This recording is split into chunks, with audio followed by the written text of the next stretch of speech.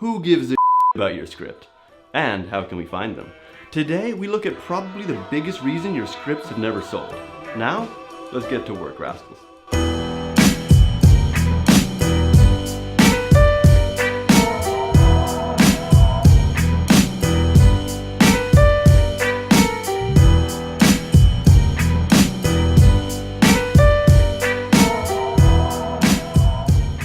Let's get down to business with episode 3.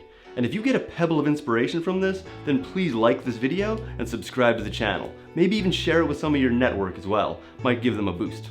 Alright, here goes. One of my favorite instruments to listen to is the cello. I'm always amazed when I hear it. With one quick flick of the wrist, a cello can go from an inspirational, uplifting note to one of melancholy and gloom. It gives the player such a range of emotion. But this instant switch from happy to sad doesn't just exist in the space between notes. It's also ever present in the careers of creators. Writers, artists, musicians, they all strive to create and craft something of meaning. While they build their work, a fantastic sense of importance washes over them. It's actually what empowers them to continue, but it's also the main ingredient for why we would stop as well. One of the best lessons I learned in life is how to balance my absolute love for my work with just how much people cannot care about it. Within seconds, we can go from euphoria to dismay, all because of someone's reaction to our work. It's a cold bucket of water crashing against your naked body, one of the worst feelings you can receive. But the problem is that this is the moment where so many creators quit, and that is such a down and dirty shame. I'm not going to tell you that it won't hurt, but we simply can't let the initial sting stop us from pushing on. As Lawrence would say, "The trick, William Potter, is not minding that it hurts." Rejection and insult is actually all part of the game we play. Like death, taxes, and meeting some a-hole at some point this month, it's gonna happen. But there are so many screenwriters that get crushed by one or two people's opinions that it soils all their precious work they did. And it's actually one of the biggest reasons why people can never sell their work. They get wrapped up in the negativity.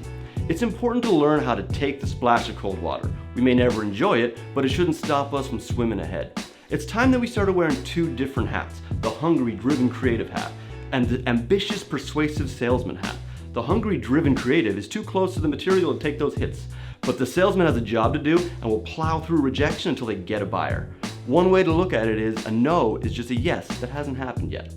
The biggest reason why you can't sell isn't that someone didn't like your work, it's that you took the first or second rejection as gospel and you quit trying. In business, did you know that 80% of sales are made in between the 8th and 12th follow-up?